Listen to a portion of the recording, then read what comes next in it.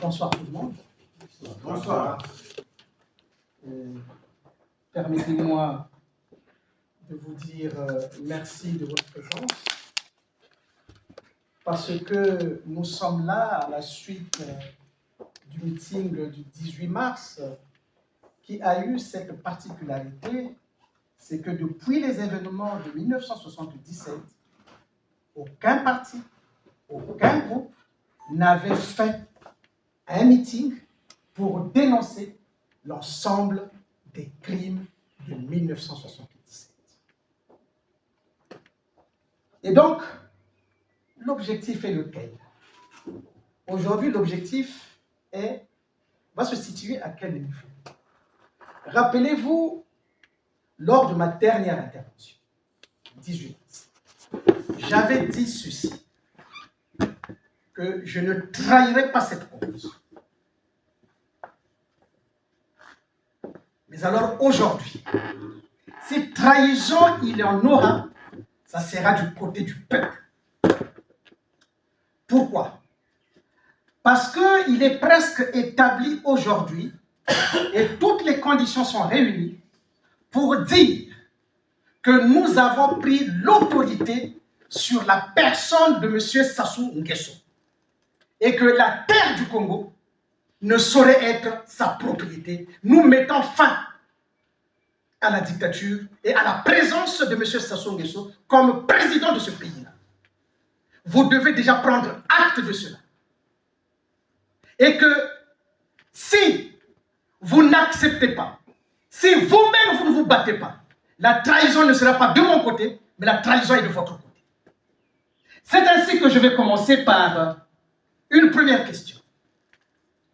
Est-ce que quelqu'un aurait-il une information de cette semaine de lundi jusqu'à maintenant, combien y aurait-il des morts dans la cuvette? Vous comprendrez plus tard pourquoi je vous pose cette question. Si quelqu'un a une réponse, il peut déjà donner cette réponse. Depuis lundi simplement, le lundi passé jusqu'à aujourd'hui, quelqu'un aurait-il une information de combien de crimes ont été commis dans la cuvette? Ceci, et je reviendrai là-dessus pour vous donner une réponse à ça. Mes chers collègues, peuple congolais, aujourd'hui est un moment capital puisque, comme je viens de le dire, nous devrons mettre fin à cette dictature. Vous avez suivi, lorsque j'avais parlé, un premier point. J'avais dit, si ce que je dis est faux, que M. Sassou vienne dire que je mens. Et ensuite, j'ai poursuivi que le gouvernement congolais, éventuellement, vienne dire que je mens. Enfin, que le PCT dise que je mens. Et tous ceux qui supportent ce régime, qu'ils viennent dire que je mens. Je ne veux pas des réponses qui passent par les réseaux sociaux, des gens qui boudent mais qui ne sont pas capables de venir parler. Est-ce que vous avez entendu M. Sassou, le gouvernement de Sassou, le PCT, tous ceux qui supportent M. Sassou, sont-ils venus dire que Maître Ganga mentait? Non. Personne n'est venu dire. Ce qui conforte quoi? Ce que je vous ai toujours dit, que je connais ce monsieur, que c'est l'un des plus grands criminels que le Congo n'ait jamais vu. C'est l'un des criminels que le Congo n'ait jamais vu. C'est ainsi que dans notre démarche, nous avons d'un côté la révolution permanente du crime impuni, auquel nous opposons la révolution par le droit. Pourquoi la révolution par le droit? Mais parce que nous ne voulons pas que la chute de ce monsieur se fasse par un bain de sang. Dites-moi, est-ce que vous pensez véritablement le sang devrait couler pour ce minable criminel? Non. Donc, nous pensons très sincèrement que le peuple se doit de se débarrasser de ce monsieur et le temps est arrivé puisque, et c'est un premier moment important, un des Congolais vient de dire, si monsieur Sassou n'est pas un criminel, n'a jamais commis ce crime, qu'il vienne dire que Maître Ganga ment. Mais vous savez, dans les coulisses, la réponse qui circule, il ne vient pas le dire effectivement à haute voix. Il dit quoi? Il a donné quelques informations à quelques personnes tout autour. Parce qu'il est au courant de ce que je dis. Il dit, du moins, c'est une référé, disent, on ne peut pas se rabaisser à aller répondre à Maître Ganga. Dites-moi, lorsqu'on a tué Marien Ngouabi, son propre frère, on a tué un cardinal, on a tué un ancien président, on a tué Kim Walakai, Kika Didi, pour ne citer que ceux-là. Dites-moi, cela élève ou cela rabaisse? Ça rabaisse. Est-ce que le seul fait de tuer Marien Ngouabi élève ou rabaisse? Rabaisse. Donc le crime rabaisse. Donc moi qui suis citoyen congolais, qui vient dénoncer, qui dit que Sassou est un criminel, il a l'obligation de me répondre. De venir dire devant le peuple congolais que ce que dit Maître Ganga est faux. Or, il ne le dit pas. Il prétend qu'il ne peut pas se rabaisser. Or, vous venez de le dire, si le crime, est-ce que le crime élève ou le crime rabaisse? Si le crime rabaisse, ceci doit être entendu aussi bien au Kwilu, le Niari, la Lekumu, la Bwenza, le Poul, le Plateau, la Sanga, la Likwala, la cuvette ouest et la cuvette. Brazzaville et Pointe-Noire y compris. Donc, dans aucune des communautés congolaises, aucune des communautés congolaises, où le crime peut être considéré comme un élévateur. Or, qu'est-ce qui se passe avec ces crimes? Sassou tire profit et avantage des crimes qu'il commet. Or, cela n'est pas acceptable aujourd'hui. Cela n'est pas acceptable qu'il ait assassiné Marien Ngouabi et restons sur Marien Ngouabi. Il tue Marien Ngouabi, il est couillou. Il n'assume pas le crime, il le fait imputer au Bas-Congo. Dites-moi, ne serait-ce que pour rester sur ça, Monsieur Sassou, doit-il répondre de ce crime, oui ou non? Oui.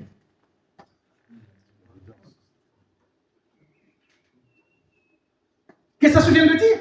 Doit-il répondre oui ou non?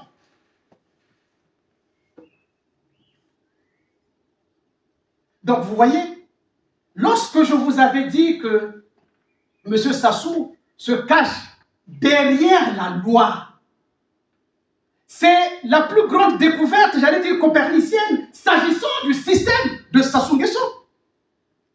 Et rappelez-vous, je vous avais dit aussi que j'étais rentré au cœur de la centrale, au cœur de cette centrale nucléaire, du système criminel de Sassou, et que jamais, mais alors jamais, je n'avais été atteint par la radioactivité de la corruption. Ce qui m'amène à vous dire et à le répéter, je ne dois rien à Sassou, mais Sassou me doit tout. Or, dans d'autres circonstances, tous les hommes politiques, presque, sont tous redevables à Sassou. Mais Sassou ne leur doit rien. Je répète, moi, je ne dois rien à Sassou, mais Sassou me doit tout. Mais dans d'autres circonstances, tous les hommes politiques sont redevables à Sassou, mais Sassou ne leur doit rien. Dans une autre circonstance, Ça soutient tout le monde, tous ces hommes politiques, mais moi je le tiens. Ce qui veut dire que le peuple, vous n'avez plus à avoir peur. La fin de Sassou est là. Il suffit simplement que vous ne vous trahissez pas et que vous ne trahissez pas notre pensée pour que vous vous rendez compte que ce monsieur n'est qu'un tigre en papier. Vous n'avez pas à avoir peur. Mais alors, si lui, il a peur de la loi, puisque je vous l'ai dit, en réalité, il a peur de la loi. Mais vous pensez qu'il a peur de quelle loi? Dans un premier temps, vous pouvez penser, excusez-moi du terme technique, de la loi positive, c'est-à-dire celle que nous posons. Mais M. Sassou aussi a peur de sa propre coutume. Parce que la loi dont il a peur, ce n'est pas seulement la loi moderne, mais la loi coutumière. Parce qu'il veut démontrer auprès de sa propre coutume et de sa propre communauté qu'il n'a jamais tué. C'est pour ça qu'il se cache derrière la loi. Pour convaincre les siens que, ah, moi je ne tue pas. Donc, il les respecte. Et c'est pour cette raison que les Mboshi le supportent parce qu'ils pensent qu'effectivement, il n'a jamais tué.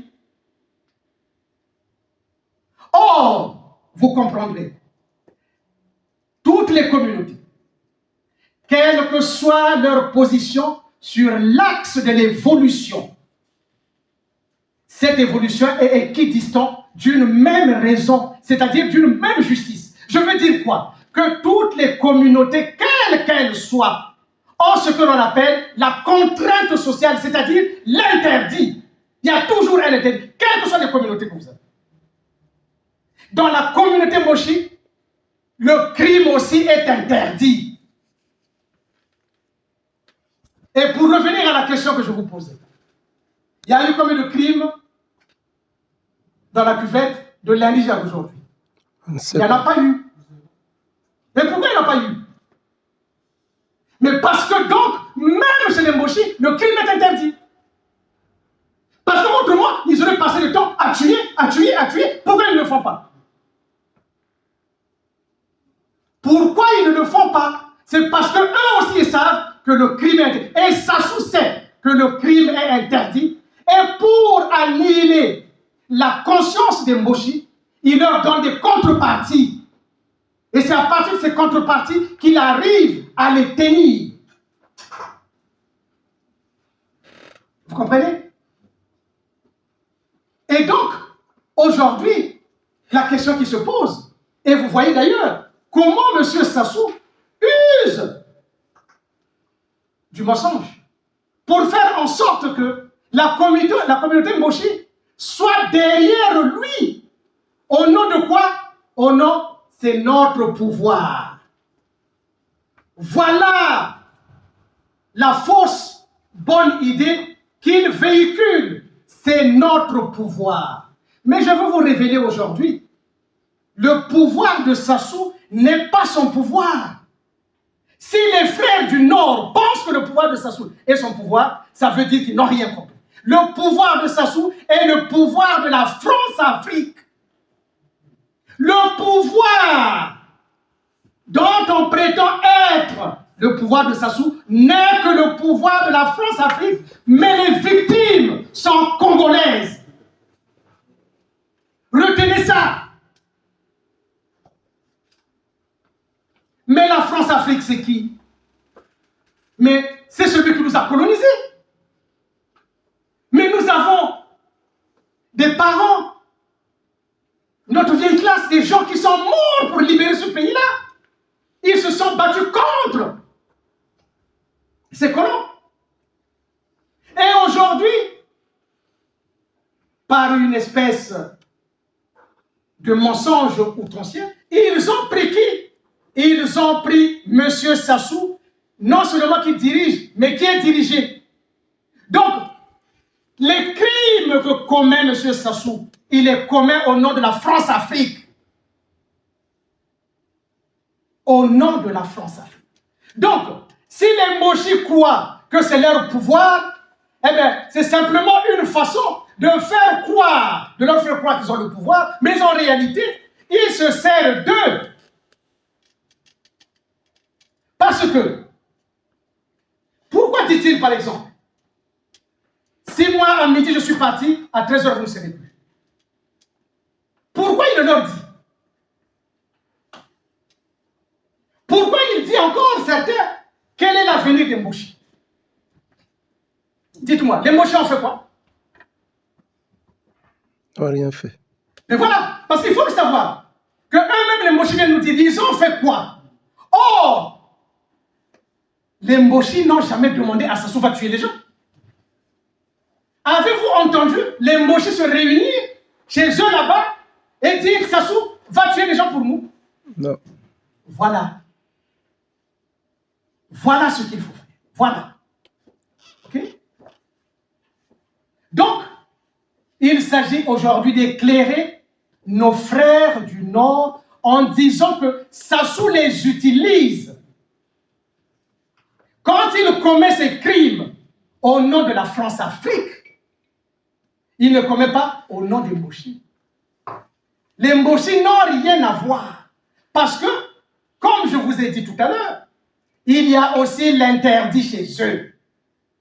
Et si Sassou se cache derrière la loi, il sait que si les siens se rendent compte que c'est un criminel, et comme maintenant nous le disons, les Mboshi commencent à se rendre compte que lui veut faire peser ses crimes sur les Mboshi. Alors que c'est lui qui doit assumer ses crimes personnels. Voilà ce qui avait lieu de dire. Mais les crimes qu'il commet sur Marien Ngouabi, nous sommes obligés d'arriver et de revenir là-dessus, sur ces crimes-là. Puisque M. Sassou n'est pas venu contredire, je lui dis encore, le gouvernement congolais, le PCT, ils doivent déposer plainte contre moi si jamais ce que je dis est faux. Maintenant, il ne s'agit plus de venir simplement répondre et de dire on ne peut pas se rabaisser. Maintenant, il s'agit de la dignité pour M. Sassou de faire la démonstration qu'il n'est pas un criminel. Et donc, il doit déposer plainte contre moi. Peuple congolais, si d'ici une semaine, M. Sassou, le PCT, le gouvernement, il ne dépose pas plainte contre moi, c'est la preuve que ce régime est chancelant. Si avec ce que je vous dis, vous ne vous rendez pas compte que ce régime désormais est faible et qu'il est fini, ce n'est pas moi qui vous ai trahi, c'est vous-même qui vous êtes trahi. Ce n'est pas moi qui vous ai trahi, mais c'est vous-même qui vous êtes trahi. C'est ainsi que je vais demander, comment est-ce qu'il est possible que le Kouilou puisse soutenir un criminel comme Sassou?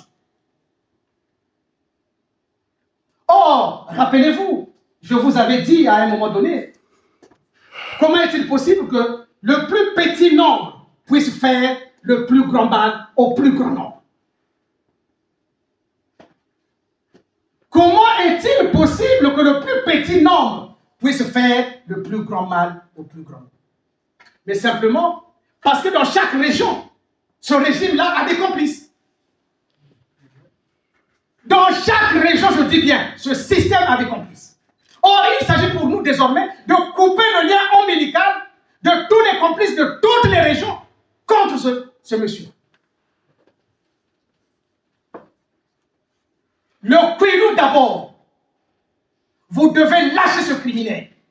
Parce qu'il n'est pas possible qu'un peuple Luango appelé Chipamba puisse soutenir un criminel.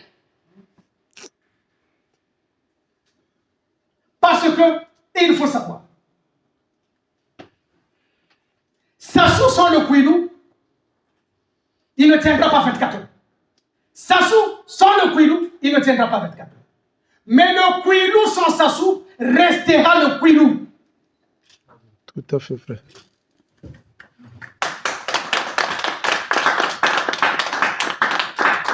Je répète, Sassou sans le Kouilou, il ne tiendra pas 24. Mais le Kouilou sans Sassou, le Kouilou restera. Donc,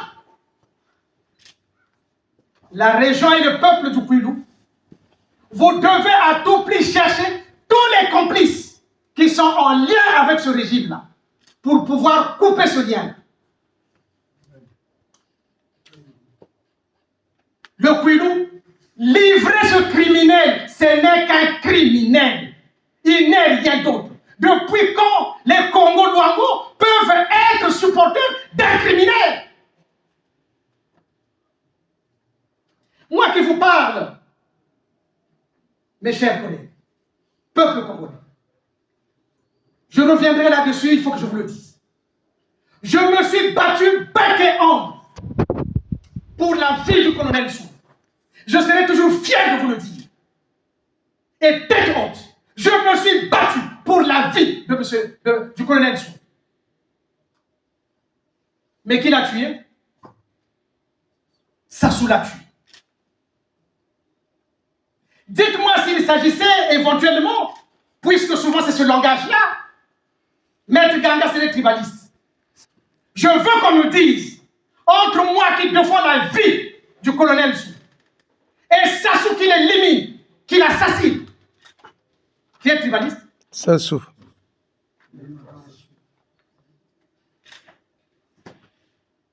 Je dis au peuple Téké, entre moi qui, au prix de ma vie, j'ai défendu bec et ongle la vie du colonel Sou, et Sassou qui l'a tué. Vous êtes de quel côté? Du côté du crime ou du côté de la loi? De la loi.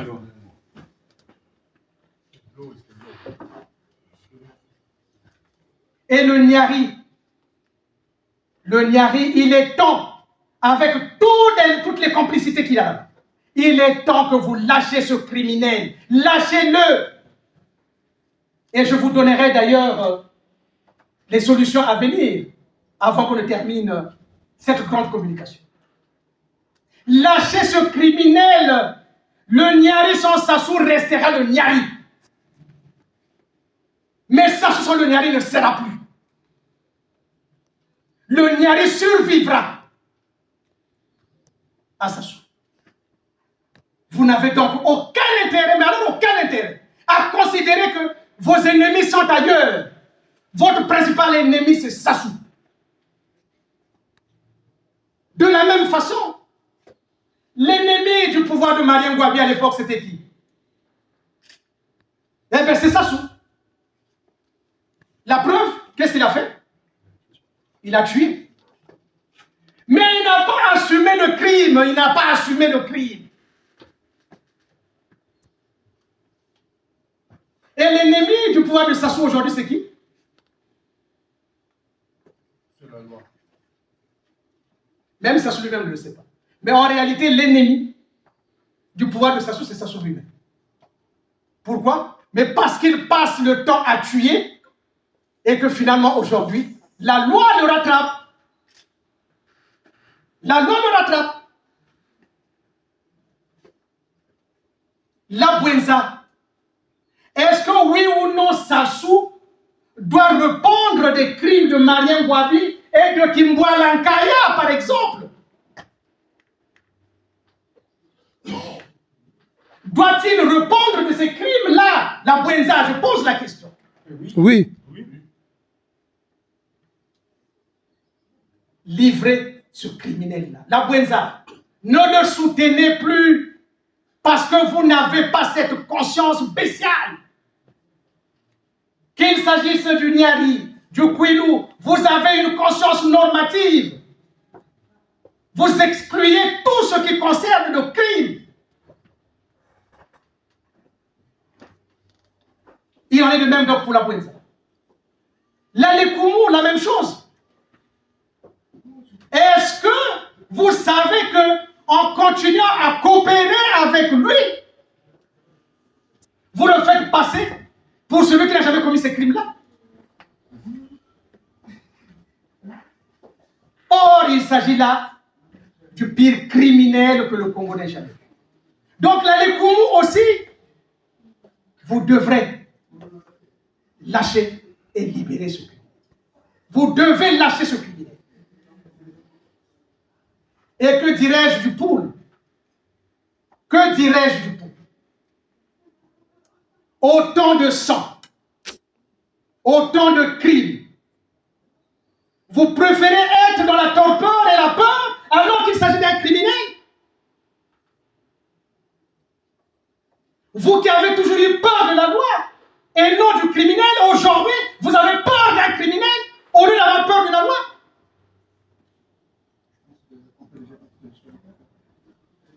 C'est quoi? Voilà. Le pool. Les complicités du pool. Les complicités du pool. Nous devons mettre fin à cela. Tous les complices que vous connaissez, il faut les interpeller. Il est temps que le pool affirme avec force que nous n'acceptons plus les crimes qui sont commis sur nous. Et il doit partir. Les plateaux. Les plateaux. Puis-je vous rappeler que en dessous n'était pas l'assassin de Marien Ngouabi, mais Sassou l'a exécuté. Mais au nom de quoi? Il était qui, lui? Pour qu'on permette à ce criminel de tuer. Il était qui? Les plateaux. Vous avez des liens très fermes avec ce régime de Sassou. Il faut le lâcher. Le plateau sans Sassou restera le plateau. Mais Sassou devra partir. Vous survivrez à cela. La cuvette, ouais, c'est la même chose. La cuvette, la même chose. Les Mboshi, ne vous prenez pas par la peur parce que vous n'avez jamais rien demandé à Sassou. Lorsqu'il a commis ses crimes, il doit les assumer. Parce que c'est aussi ça la dignité d'un peuple. Je me battrai pour ce peuple Moshi afin qu'il y ait la rédemption des valeurs qui sont les siennes qu'on a retrouvées dans la personne d'Opango. Vous n'êtes pas un peuple asservi au crime. Mais c'est quoi? C'est quoi? Le pouvoir n'est pas le vôtre, c'est le pouvoir de la France-Afrique. Ne vous demandez, ne vous fiez pas à ce qu'il vous dit. Comment pouvez-vous passer le temps à accepter qu'on puisse tuer les autres et à vous dire le pouvoir n'est pas fait pour tuer? Mais en plus, est-ce que la tribu Moshi est un refuge des criminels? Non. Peut-on faire de la tribu Moshi un refuge des criminels? Non. Mais enfin, mais levez-vous, il est temps. Ne vous laissez pas être attiré par une prétendue haine que les autres auraient de vous. Non. Délivrez-vous de votre propre haine. Parce que celle-ci a été organisée par l'individu le plus immonde. Est-ce que vous vous rendez compte? Un Sassou, minable personnage, qui n'a eu de la faveur qu'à vous instiguer la haine. Mais c'est un exploit inacceptable. Il a réussi à vous inoculer la haine. C'est l'exploit qu'il a réussi. Un idiot comme ça. Non. La Likwala, la même chose, levez-vous. Sans Sassou, la Likwala restera la Likwala. Des générations et des générations vivront. Et la tribu Moshi ne disparaîtra pas parce que Sassou serait livré comme prisonnier politique, prisonnier de droit commun plutôt. Je veux que le peuple Moshi prenne ça à cœur, qu'il comprenne qu'il ne s'agit pas de les accuser, mais celui qui ne les aime pas, c'est Sassou, parce qu'il utilise les avantages qu'il vous donne pour vous tenir, afin de dire, vous devez me soutenir. Vous ne pouvez pas soutenir un criminel. Et vous le savez, vous n'avez pas à soutenir un criminel. Voilà ce qui va faire désormais, la force de ce régime dont je viens de dire que nous avons pris l'autorité sur lui et que la terre congolaise n'aura plus comme président M. Sassou. Nous mettons fin à ce régime.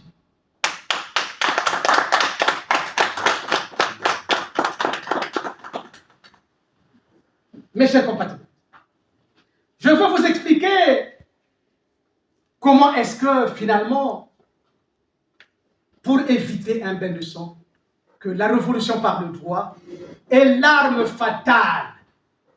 L'arme fatale. Parce que le peuple que vous êtes une bombe. Vous n'avez pas besoin d'avoir des PMK.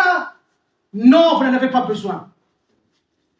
Dites-vous simplement que nous refusons qu'un criminel puisse nous diriger, puisque quelle est la place d'un criminel dans une république? En prison. Et alors? Et Sassou le sait.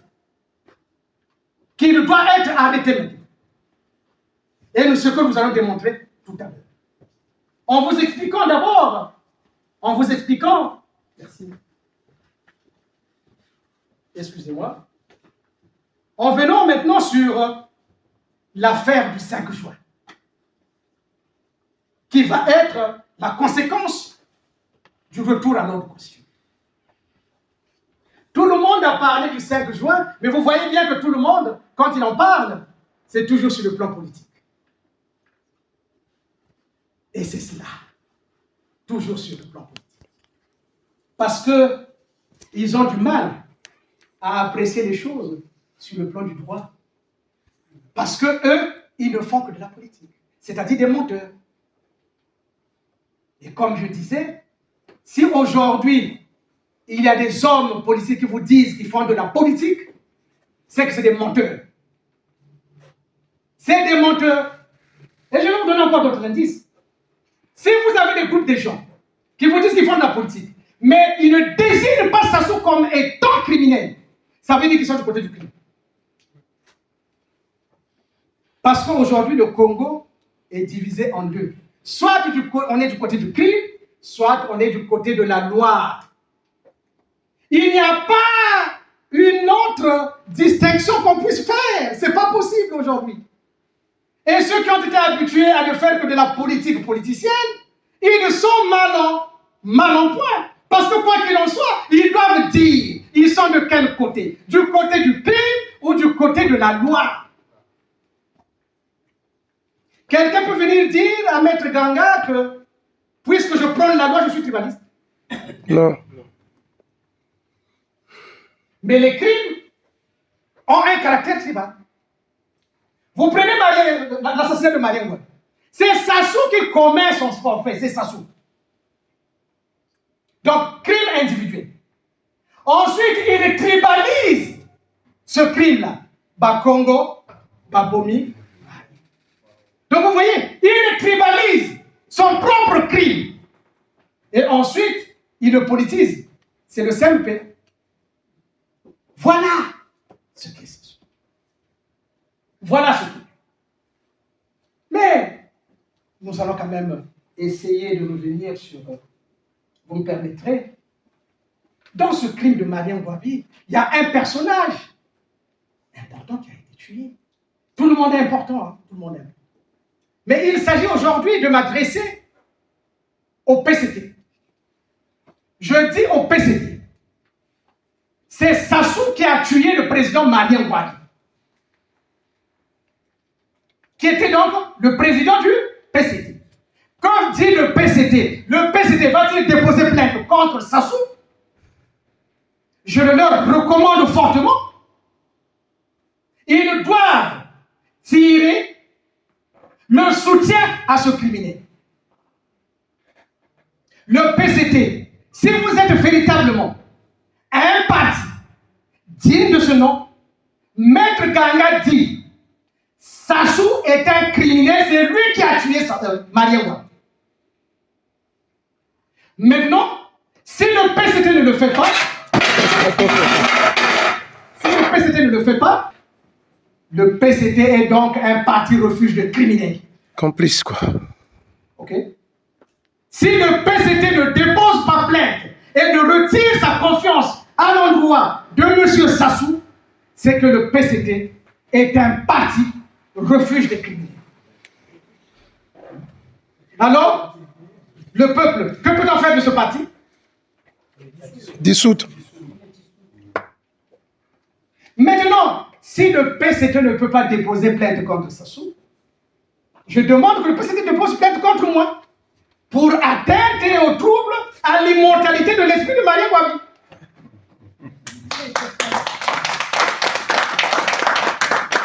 Eh oui, il n'y a que deux personnes. Ou ils déposent plainte contre Sassou, ils se constituent partie civile, ils tirent leur confiance à l'endroit de ce type-là, de ce bandit, ou bien ils considèrent que puisque Maître Ganga ment, il dépose plainte contre moi pour atteinte et trouble à l'immortalité, à l'esprit de Mariam Wabi.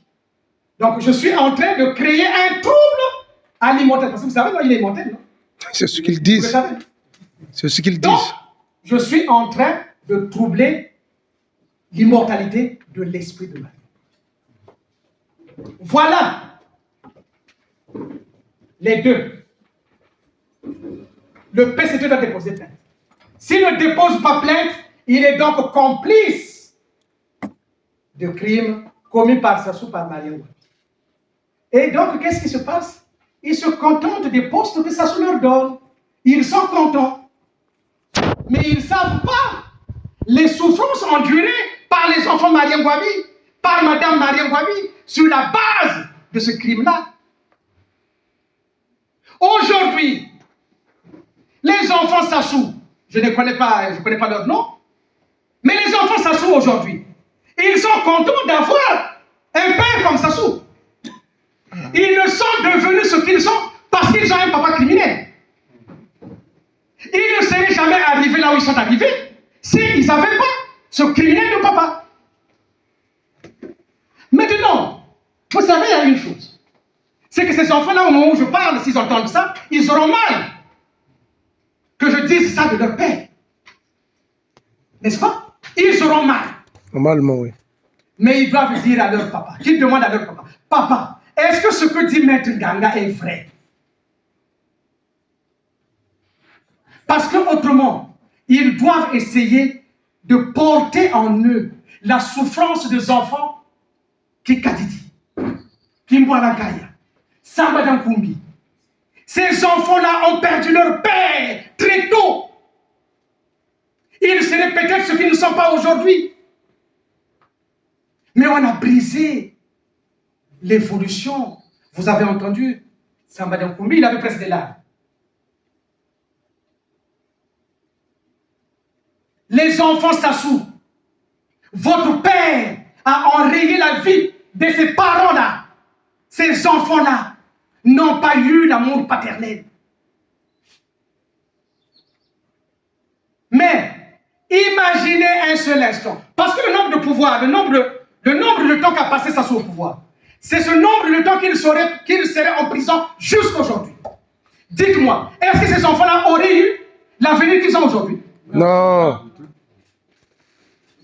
Les enfants Sassou, je vous pose la question. Si votre père, après le crime de Mariam Wabi, avait été arrêté, est-ce qu'ils auraient eu l'évolution qu'ils ont aujourd'hui? Non. Donc vous voyez. Et c'est ça votre père. C'est pour ça que je n'ai aucun respect pour ce criminel-là. Je n'ai aucun respect. Mais alors aucun respect. Le seul moment où je lui donnerai du respect, c'est lorsqu'il va se constituer prisonnier et qu'il va se livrer à la justice en acceptant de payer la dette à la société.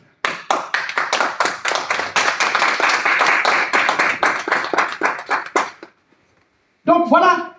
Mais il y a aussi un autre crime plus grave. L'assassinat du cardinal. Alors là, ça sera un problème d'interprétation.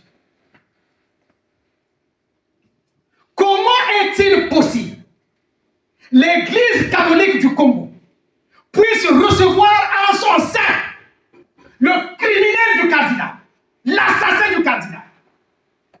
Je ne sais pas quelle est l'analyse que vous ferez en tant que religieux, mais ça ne m'intéresse pas. Je veux seulement savoir comment est-ce que l'Église catholique peut recevoir en son sein l'assassin du cardinal. Maître Ganga dit à l'Église catholique que l'assassin du cardinal, c'est M. Sassou. Et comment est-il possible que vous puissiez le recevoir dans votre Église? Que M. Sassou aille à l'Église parce qu'il est à la maison d'arrêt? Oui, c'est normal qu'il fréquente la maison d'arrêt, l'Église de la maison d'arrêt. Oui, ça je suis d'accord. Mais qu'il se présente libre dans l'Église catholique, alors que c'est lui l'assassin du cardinal. Moi, je dis non. Je veux savoir, les chrétiens du Congo, au nord comme au sud, l'assassin du cardinal, c'est M. Sassou. Comment est-il possible que vous puissiez le recevoir dans l'Église?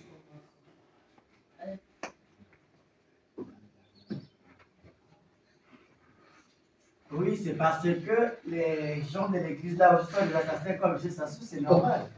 Voilà. Et voilà. C'est une raison aussi. Ok? Ah oui. Donc, soit l'Église catholique est complice de l'assassinat du cardinal Bayinda,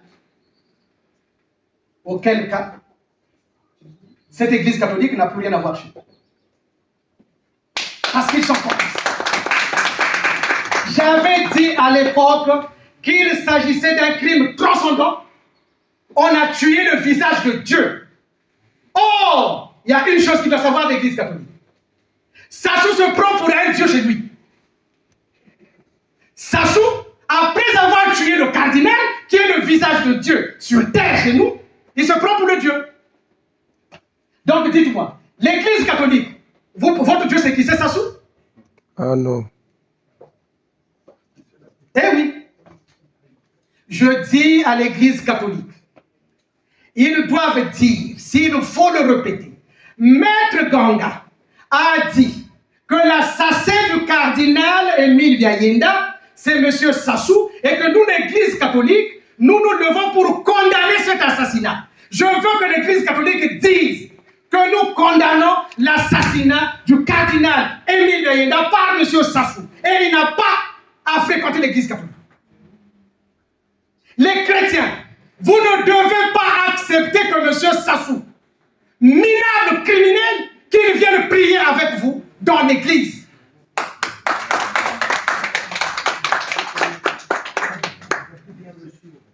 Peu importe.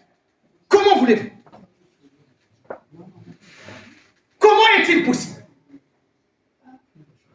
En ce moment, donc, l'église est complice de tout ce que nous vivons. Or, l'église doit aujourd'hui combler ce déficit en disant que nous condamnons l'assassinat du cardinal Émile Biayinda par M. Sassou. Je peux vous dire que la fin du régime est presque prononcée. L'église peut prononcer la fin de ce régime-là.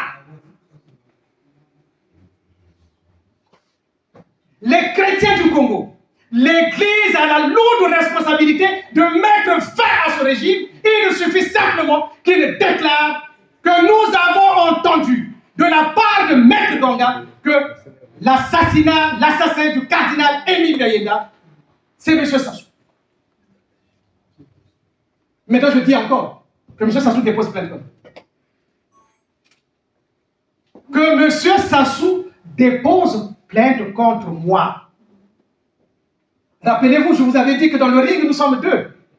Le champion du monde, toutes catégories confondues des crimes, qui est M. Sassou, et le champion du monde de la loi, qui est maintenant.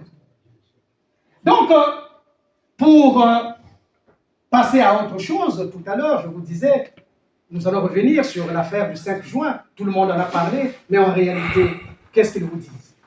Et c'est ça qui est plus grave. Avant le 5 juin, si vous vous rappelez, très rapidement, il y avait une alliance MCDD-PC. J'espère que vous vous rappelez. Et apparemment. Tous, ils avaient signé un mémorandum. Nous devons aller aux élections ensemble. Ok? Et même, ils avaient dit, Sassou pourra être candidat, Kolela candidat, X candidat. Celui qui ira au deuxième tour viendra soutenir. Voilà. C'était l'accord. Mais je vais vous dire une chose. Sassou, entre-temps, il a distribué des armes dans les quartiers nord. Entre-temps, Sassou a distribué des armes dans les quartiers nord. Posez-vous la question. A-t-il dit à Kolela que moi, je suis en train de distribuer les armes dans les quartiers nord?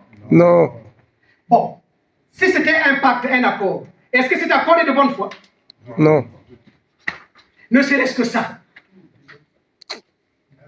Est-ce que vous voyez? Entre-temps, lui, il distribue les armes. Mais il ne dit pas à Kolela. Dites-moi, quelle est la nature de cet accord? Vous voyez? Mais vous avez des gens de mauvaise foi qui vous disent, mais Kolela a trahi, Kolela a fait ceci toujours. Et ils ne veulent pas dire la vérité. Cette fois-ci-là, on va en parler. Ok? Quand Sassou a commencé à distribuer les armes dans les quartiers nord, il avait-il dit à Kolela, alors qu'il s'était entendu, nous devons aller aux élections, pas de violence, parce que la Constitution interdit de prendre le pouvoir par les armes. Mais quelque part, si vous regardez bien, cette majorité ou cette alliance MCDD-PCT, si nous retournons la situation, c'était à peu près l'alliance UPADS-PCT. Si le PCT en étant avec l'UPADS, ils ont gagné, par voie de conséquence, le MCD en étant avec le PCT, ils pouvaient aussi gagner. Mais qu'est-ce qu'ils voulaient finalement les deux? C'est pas que l'alliance gagne. Bon. Voilà que Sassou est reçu. Il va dans la partie nord. Il se passe des troubles là-bas. Et c'est ça le vrai problème. Dans ces troubles, il y a mort d'homme. Sassou, simple individu, bien qu'ancien président, il sait, quand il y a un incident de ce genre, il y a mort d'homme, qu'est-ce qu'on fait? Mais on va dans ces localités-là, donc on va à la gendarmerie. On va à la gendarmerie, on se présente, ah, nous, en faisant ceci ou cela, en tout cas, quand nous sommes arrivés à Ouando, il y a eu des problèmes, il y a eu mort d'homme. Moi, je viens pour donner ma version des faits. Imaginez, vous avez une voiture, par exemple, Sassou même à Ouando, il a une voiture, il écrase quelqu'un et il part. La voiture de Sassou, par exemple, à l'époque, il écrase quelqu'un, quelqu'un meurt, et il continue, il va. Dans le règle de l'art, il dit, bon, je préfère aller à Brazza, je vais aller expliquer à la police à Brazzaville. Ce qui peut être aussi accepté, il n'y a pas de problème. Or, quand il arrive à Brazza, il ne va pas voir la police. Il ne voit pas, il ne se présente pas à la police, ni au parquet. Il rentre chez lui. Maintenant, dites-moi, après avoir fait cet incident, fait tout ce parcours-là, il rentre chez lui. Avait-il dit même à Kolela que ah, j'ai eu un incident là-bas? Il n'a pas Non. dit. Mais, puisqu'il n'a ni donné de l'argent à la famille au président, ni assisté, ni se présenter à la gendarmerie, le délit de fuite est constitué. Surtout qu'il y a eu mort d'homme. Il rentre chez lui. Bon, dites-moi, sans parti pris,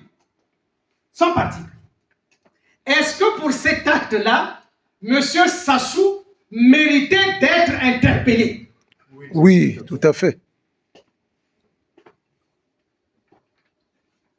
Que Sassou lui-même dise. Hein. Si en ayant fait comme il avait fait, était-il exempté d'une interpellation? Donc vous voyez, il devait être interpellé. Donc les lois de la République, puisque Brazzaville est informé de ce qui s'est passé à Ouando, Brazzaville avait tout loisir de les interpeller afin de savoir, parce que ce n'était pas Sassou, on ne sait pas, on ne peut pas dire que c'est Sassou qui avait fait, mais il fallait les interpeller pour savoir qui d'entre eux a pu commettre cet acte-là.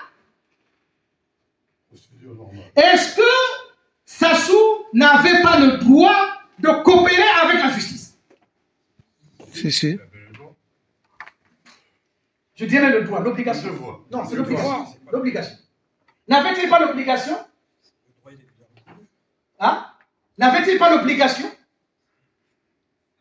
de coopérer avec la justice?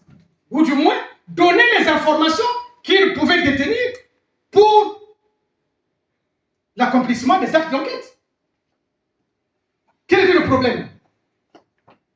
S'il s'était rendu de son propre chef à la police pour donner toutes les informations, est-ce que la police serait partie l'interpeller chez lui? Non. Voilà.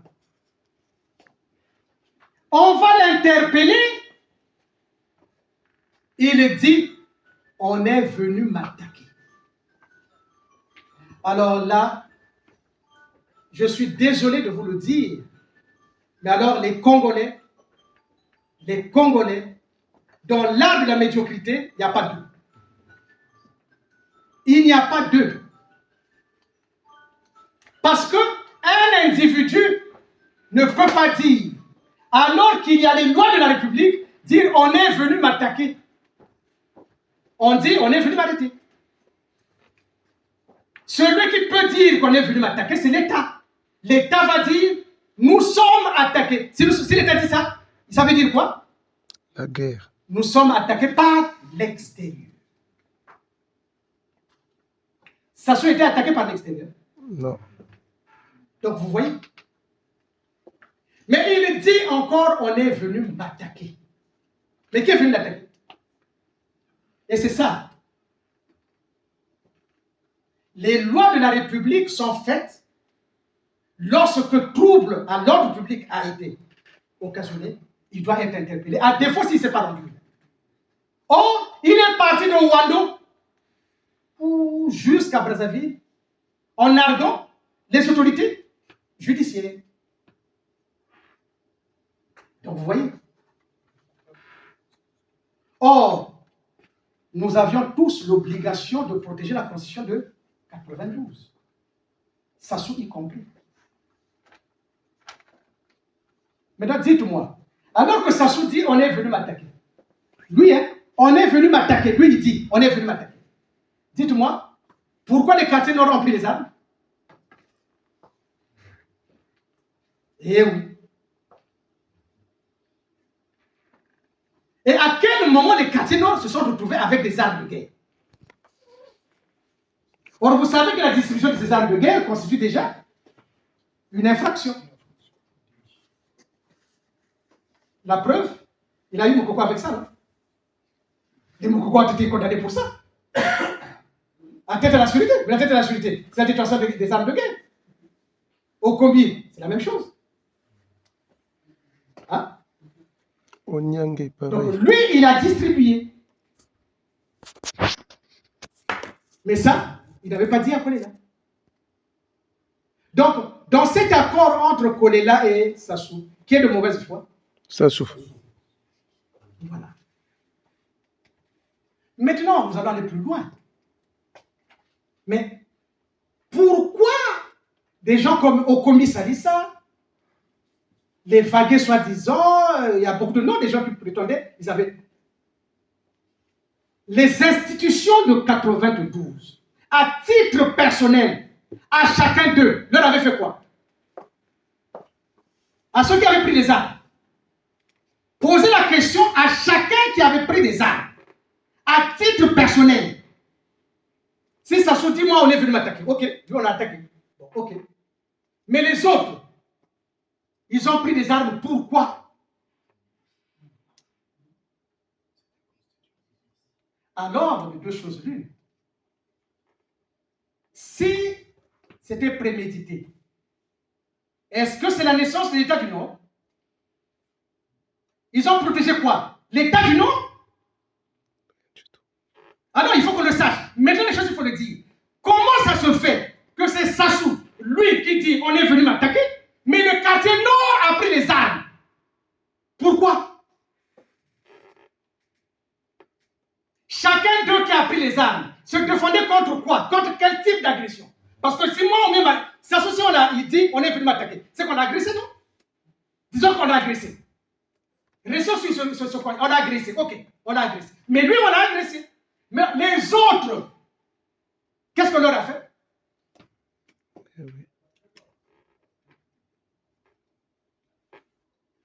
Eh oui. Les autres, on leur a fait quoi? Maintenant, il est temps, le PCT qui a suivi Sassou, qu'ils disent, est-ce que c'est l'État du Nord? Il faut qu'on sache. Hein? Sassou, en ce moment-là, devrait être poursuivi. Il devrait être poursuivi pour haute trahison, pour incitation à la scission du pays. Or, rappelez-vous, curieusement, je ne sais pas si vous connaissez, Obenga a dit quoi? Ou la soumission, ou la scission. Est-ce que ça correspond à ça? Ah oui. Il faut qu'on sache. Il faut qu'on sache. Or, pour vous dire encore comment Sassou est malin, et c'est là la bêtise. Quelqu'un qui dit on est venu m'attaquer, tous les quartiers nord se lèvent. Vous vous levez pourquoi? C'est la pire médiocrité qui soit. Il faut être des imbéciles pour faire ce genre de choses. Lui, il dit on est venu m'attaquer. Il dit même plus, je suis attaqué, mais c'est lui qui est attaqué. Et alors? Il est au singulier. Les quartiers nord ont pris les armes. Pourquoi? Bonne question. Est-ce que la loi leur permet d'utiliser la force publique ou la force des armes pour mettre fin? Alors? Mais regardez ce que ça va dire. Et c'est là, quand je vous dis que je le connais, et lui, il sait que je le connais. Vous savez ce qu'il va dire? Lorsqu'on va le juger, il dit, mais moi j'avais dit, on est venu m'attaquer.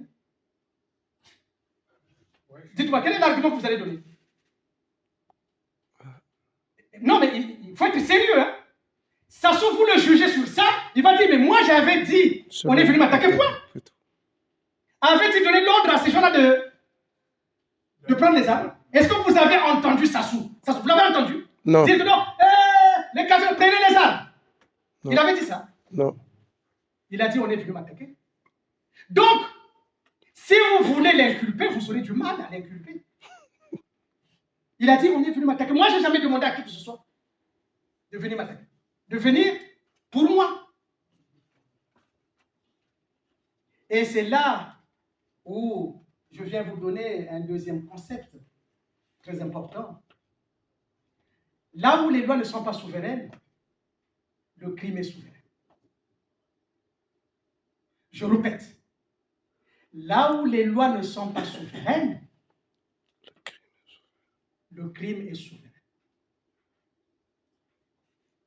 Mais qui est venu protéger Sassou? La France-Afrique. Je ne vous l'ai pas dit tout à l'heure que le pouvoir appartenait à la France-Afrique. À la France-Afrique. Tout à fait. Donc, la France-Afrique a installé un criminel pour que le crime soit... Voilà. Donc, ceux qui pensent que c'est le pouvoir Mboshi, eh bien, ils se trompent. C'est le pouvoir de la France-Afrique qui installe et qui impose chez nous la souveraineté du crime au lieu de la souveraineté des lois. Vous voyez, on retombe sur ce que je vous dis. La révolution par le droit. Soit vous êtes du côté de la loi, soit vous êtes du côté des crimes. Donc, vous voyez avec cet élément-là, ça se fait quoi? Vous voyez comment il se protège? Si vous le poursuivez là-dessus, il va vous dire, moi j'avais dit, on est venu m'attaquer. Il n'a jamais dit un seul, alors à aucune fois, il a dit, les quartiers nord prenaient les armes. Il n'avait jamais dit ça. Quand bien même il avait distribué. Hein. Donc le seul moment, et c'est là où Soso, finalement, je le connais tellement que je rigole, parce que c'est véritablement imbécile ce monsieur. Mais c'est lui-même qui vient dire, j'ai demandé l'aide des pays amis. Ah oui, oui, oui. J'ai demandé l'aide des pays amis. Oui, oui. J'ai demandé l'aide. Mais il était qui, lui? C'est vrai. Simple individu. Un simple individu Ouais. qu'on vient installer. Donc, vous voyez, donc du coup, quand il disait, on est venu m'attaquer, non, il avait déjà préparé ça. Donc, lui-même, et c'est comme dans l'exemple de ce que je vous avais donné. Donc, vous voyez, il croit au crime parfait, mais il n'en a pas les capacités. Mais vous savez, lorsqu'on n'est pas intelligent, il est difficile de ne pas être bête. Hein. Vous voyez, Ouais. lorsqu'on n'est pas intelligent, il est difficile de ne pas être bête. Mm. Vous voyez? Et c'est la même chose qu'il fait. Vous vous rappelez, non? Dans l'affaire Nsourou. Il va bombarder chez Nsourou. Quand on arrive au procès, on demande qui a donné l'ordre. Il dit c'est qui? C'est Bouiti. Il dit c'est Bouiti. Hein? Mais entre-temps, le même jour des bombardements, il est interrogé à RFI par son beau-père. Je ne sais pas qui, l'Algérien là, comment on l'appelle? Il y a un Algérien là, de Jeune Afrique. Soudan, le beau-fils, Soudan. Le même jour, hein, donc écoutez bien, le même jour, quand il y a des bombardements chez Nsourou, le même jour, on lui pose la question. Il dit, c'est moi qui ai donné l'ordre. Écoutez bien, hein, c'est moi qui ai donné l'ordre. Je suis en train de suivre ça minute par minute. Vous n'avez pas entendu ça? Si vous vous rappelez, ça remonte un peu à longtemps, je comprends. Mais c'est pour vous montrer combien de fois ce monsieur, qui n'est pas intelligent, ne peut pas ne pas être bête. Donc, il est en train de dire que c'est moi qui ai donné l'ordre. C'est moi qui ai donné l'ordre. Je suis en train de suivre ça minute par minute. Minute par minute. Quand on arrive au procès, il dit, ah non, c'était pas moi. C'est Bouiti qui a donné l'ordre. Bon, dites-moi, ce monsieur est intelligent. En plus, c'est pas tombé plus qu'avec Maître Nganga. Posez la question à Sassou. Il dit minute par minute, j'ai donné l'ordre, c'est moi qui ai donné l'ordre. Quand ça arrive au procès, il dit non, c'est Bouiti. Donc Bouiti est devenu chef des armées. Mais pour être chef des armées, il faut être président de la République. Donc Bouiti était devenu président de la République. Donc, les amis de Kouilou, au Kouilou là-bas, vous voyez ce que Sassou fait? Quand il ne peut pas assumer le crime, un lâche, véritable lâche, et avec ça il dit, Olomanyama, il dit, mais on peut être Olomanyama et être lâche? Bon, je ne suis pas Moshi, mais je suis convaincu que Olomanyama refait quand même à quelqu'un du courage, enfin je pense. Je peux me tromper, mais bon, j'aurai un ami Moshi qui va m'expliquer ça. Mais je pense que ça renvoie au courage. Olomanyama, ça renvoie au courage. Donc c'est incompatible avec la lâcheté. Or, il est lâche.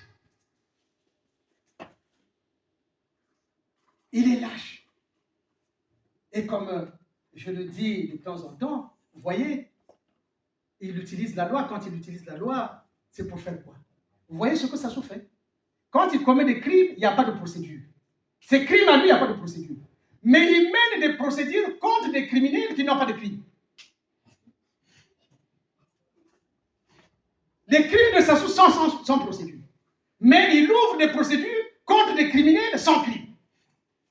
Et c'est le cas de Mokoko. C'est le cas de Okombi.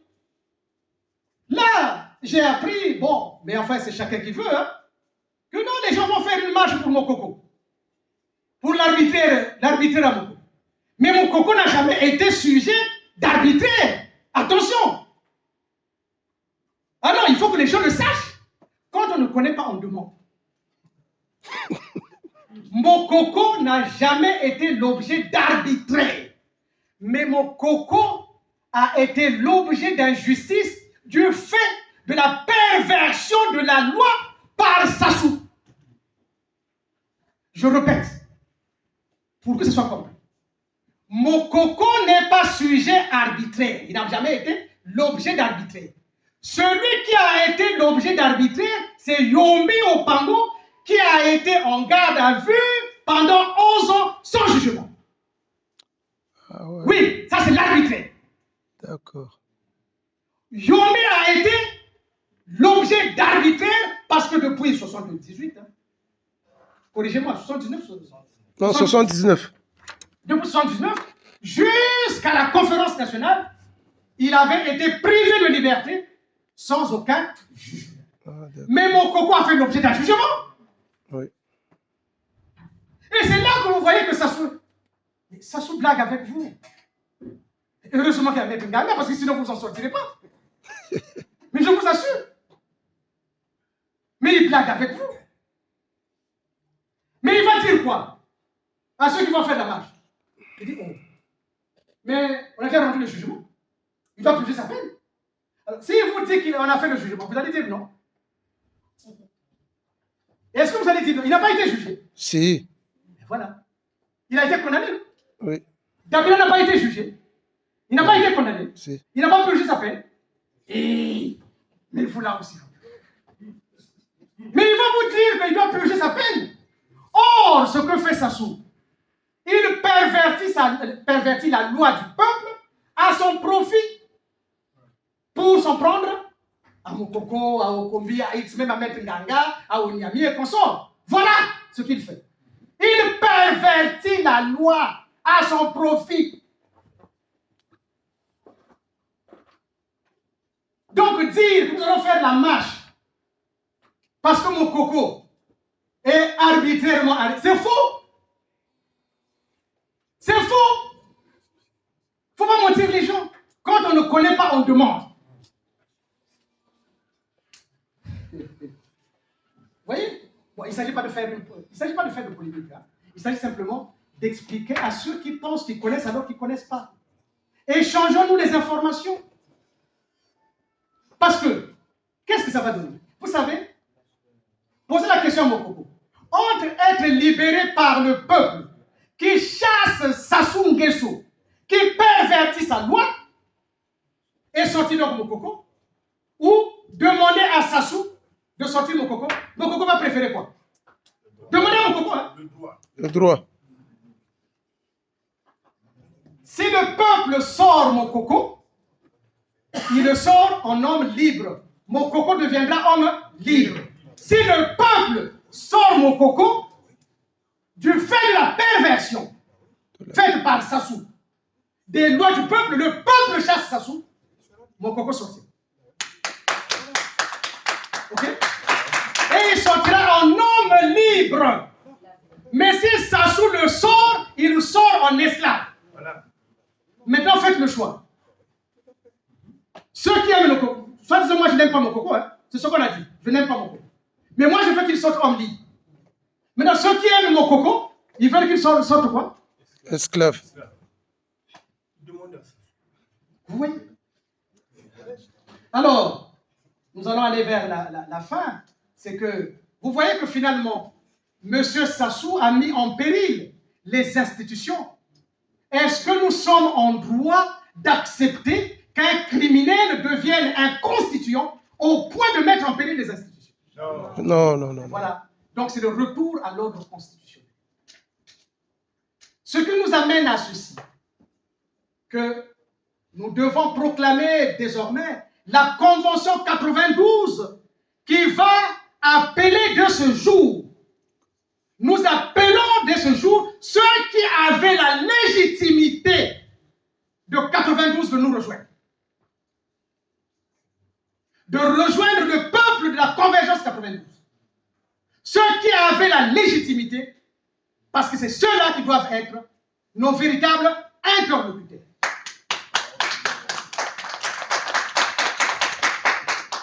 Et en étant des véritables interlocuteurs, Nous demandons donc le retour de Pascal Lissouba en tant que président de la République, élu par la Constitution de 92.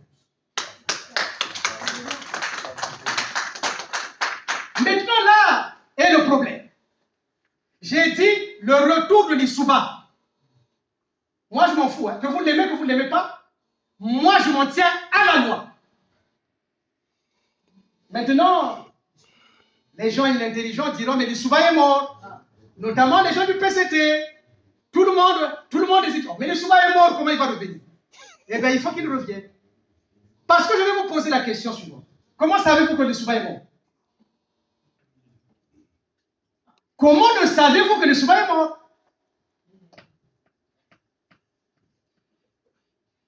Faites la démonstration que Lissouba est mort. Ben, vous voyez? L'acte de décès, Il a été enterré. il a été déclaré cliniquement mort. Non. Étant entendu que M. Lissouba était président de la République, écoutez bien, seule la Cour constitutionnelle peut déclarer la mort du président de la République pour faire rentrer la vacance du pouvoir.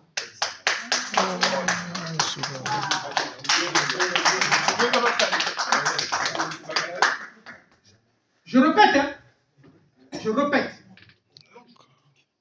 Lissouba ne peut être déclaré mort que par la Cour constitutionnelle qui constate véritablement sa mort pour ensuite organiser les obsèques nationales et ensuite déclarer la vacance du pouvoir. D'où la nécessité, et je rappelle que ceux qui avaient la légitimité doivent nous rejoindre.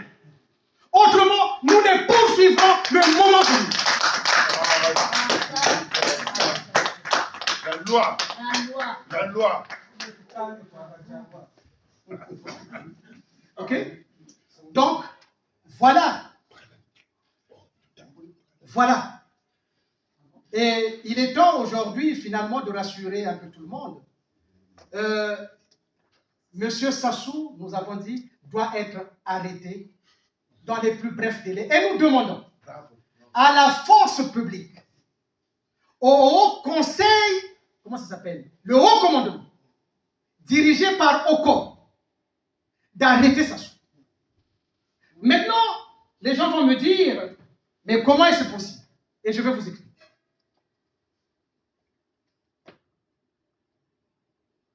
Monsieur Sassou nomme ces généraux-là en quelle considération? Parce qu'ils sont mochis ou parce qu'ils sont aptes à être à ce grade? Bonne question. De deux choses l'une. Et vous allez voir. Vous avez vu que Sassou a toujours changé la constitution, non? Oui. Bon, la dernière, c'est 2015. Mais je suis sûr qu'il y a des choses que vous n'observez pas. Je vais vous mettre le doigt là-dessus. Dans toutes les constitutions, Sassou parle de la force publique. D'après vous, pourquoi il parle toujours de la force publique? Et non. La corruption. Non.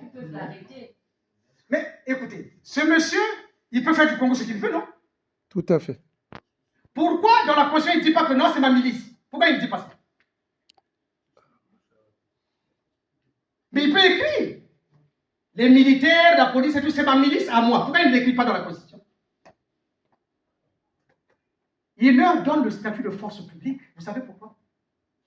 Parce que lui ne commet jamais les actes qu'il ordonne à la force publique. Si jamais il y a un problème, il va dire, ah, c'est pas moi, c'est la force publique. Or, la force publique doit refuser des ordres qui ne sont pas conformes. Vous comprenez? Donc, en ce moment-là, en leur gardant le statut de force publique, ça se protège.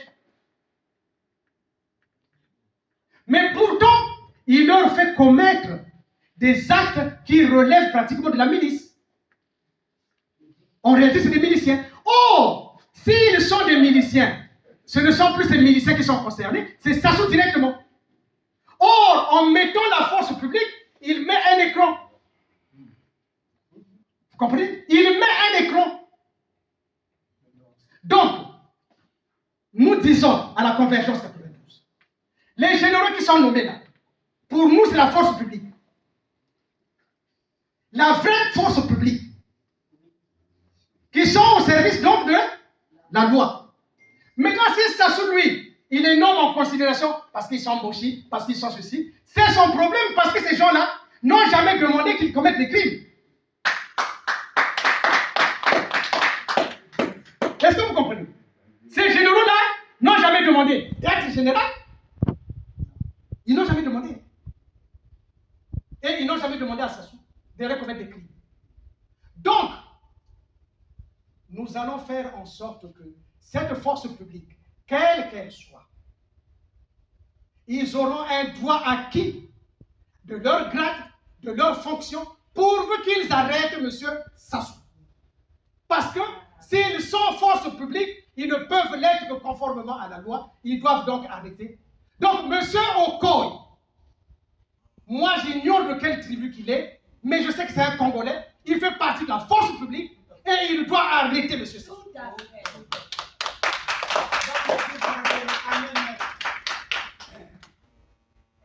Monsieur Oboa,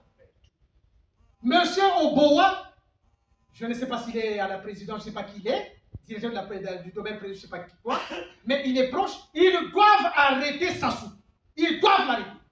Au nom de la République, au nom du peuple congolais, parce que la loi, c'est le peuple congolais. Voilà. Si eux ne l'arrêtent pas, ça veut dire qu'eux-mêmes, c'est des criminels, et donc, ils sont complices des crimes de Sassou. Et donc, c'est en réalité une milice. Mais si c'est une milice, ils sont payés avec l'argent du contribuable congolais, ils doivent restituer cet argent. Ils doivent restituer cet argent. Ou ils sont une force publique, et M. Sassou est un criminel, ils doivent l'arrêter. Pour le livrer à la justice. Voilà ce qui conditionne aujourd'hui la fin de ce régime. Et cela va nous amener vers quoi? Vers la mise en place d'une justice restaurative. La justice restaurative, c'est quoi? Tous ceux qui ont perdu les leurs, tous les crimes qui ont été commis, tous ceux qui ont été victimes, tous, nous devrons réparer le préjudice qu'ils ont subi. Toutes les victimes, depuis les indépendances jusqu'à ce jour, nous devrons mettre en place un fonds qui permettra à ce que tout le monde soit indemnisé et la réconciliation et le dialogue intercommunautaire sera à ce prix.